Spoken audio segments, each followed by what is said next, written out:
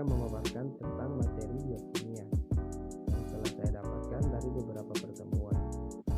Oke, langsung saja. Yang pertama, kita masuk pada enzim.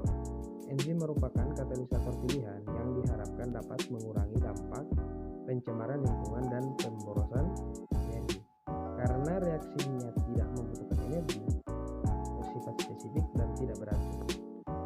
Selanjutnya kita masuk pada inhibisi enzim. Merupakan molekul yang meningkatkan enzim dan dapat menurunkan aktivitasnya.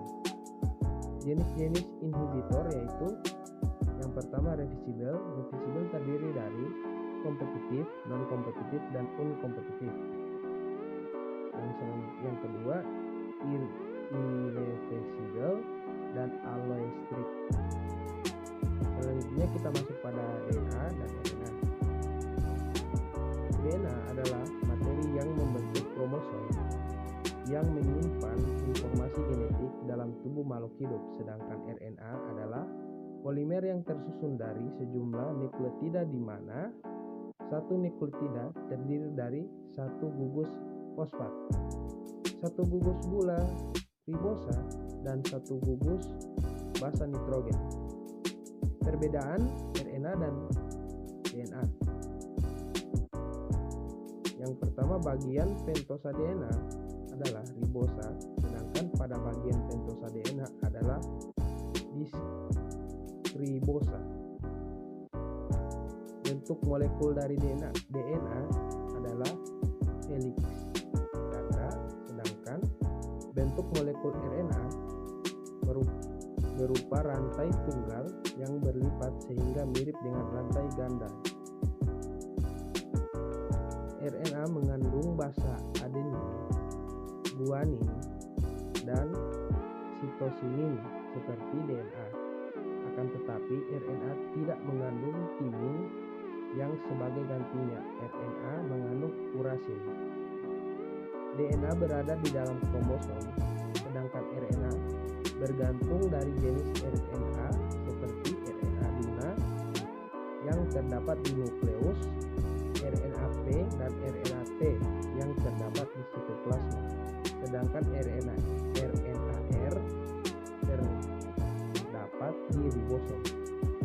Secara alami, DNA membentuk RNA, sedangkan RNA membentuk protein yang penting bagi makhluk hidup, seperti membentuk otot, darah, organ tubuh, hormon, enzim, dan lain-lain. Oke, sekarang kita masuk pada sistem sistem ekspresi gen. Yang pertama, replikasi. Replikasi adalah proses berbanyak bahan genetik. Proses yang mengawali pertumbuhan sel. Replikasi akan diikuti oleh pembentukan sel anakan yang membawa duplikat bahan genetik hasil replikasi. Komposisi bahan genetik sel anakan sangat identik dengan komposisi genetik sel induk. Fungsi replikasi ini merupakan fungsi genotip. Kesalahan dalam replikasi bahan genetik dapat mengakibatkan perubahan pada sifat sel-sel anakan. Perbedaan struktural molekul bahan genetik atau DNA menyebabkan perbedaan mekanisme replikasi pada prokariot dan eukariot.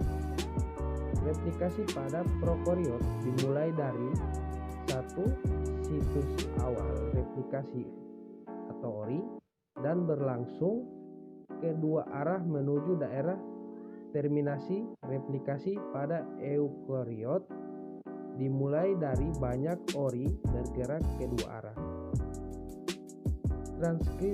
Transkripsi merupakan proses penyalinan kode-kode genetik yang ada pada urutan DNA menjadi molekul RNA. Merupakan proses yang mengawali ekspresi sifat-sifat genetik yang nantinya muncul sebagai fenotip. Translasi adalah proses penerjemahan kode genetik oleh tRNA ke dalam urutan asam amino. translasi menjadi 3 tahap, yaitu insilasi, elogenasi, dan transminasi. Kita masuk pada mutasi gen. Mutasi adalah perubahan yang terjadi pada bahan genetik, baik pada taraf urutan gen maupun pada taraf kromosom. Jenis-jenis mutasi gen dibagi menjadi beberapa jenis. Yang pertama, berdasarkan kejadiannya. Yang pada bagian ini dibagi menjadi 2, yaitu spontan dan induksi. Yang pertama, spontan, yaitu mutasi spontan adalah mutasi yang terjadi akibat adanya suatu pengaruh yang tidak jelas baik dari lingkungan maupun luar lingkungan. Induksi. Mutasi induksi adalah mutasi yang Mutasi induksi adalah mutasi yang terjadi akibat paparan dari suatu yang jelas, misalnya paparan sinar UV. Yang kedua, berdasarkan sumbernya mutasi dibagi menjadi 2. Yang pertama, mutasi alami adalah mutasi yang terjadi di alam secara acak tanpa diketahui sebabnya secara pasti. Mutasi buatan, yaitu merupakan mutasi yang berasal dari luar atau kejadiannya disengaja oleh manusia. Yang ketiga, berdasarkan tingkat mutasinya. Mutasi dibagi menjadi 2 lagi. Yang pertama mutasi titik. Mutasi titik merupakan perubahan pada basa N dan DNA atau RNA. Mutasi titik relatif sering terjadi, namun efeknya dapat dikurangi oleh mekanisme pemulihan gen.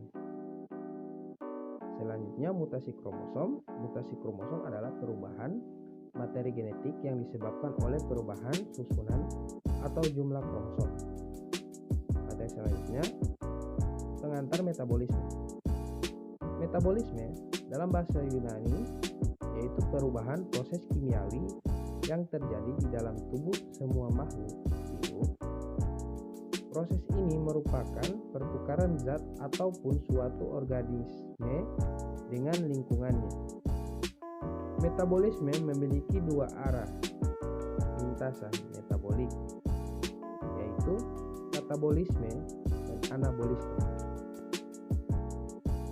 Kelainan atau gangguan metabolisme. Gangguan metabolik adalah kelainan medis yang mempengaruhi produksi energi di dalam sel tubuh manusia. Umumnya, kelainan genetik mengakibatkan gangguan pada metabolisme, sehingga enzim yang berperan dalam proses metabolisme sel hilang atau rusak. Penyebab gangguan metabolik yaitu, meskipun gangguan metabolik memiliki banyak jenis, seringkali gangguan metabolik disebabkan oleh kelainan genetik yang diwariskan.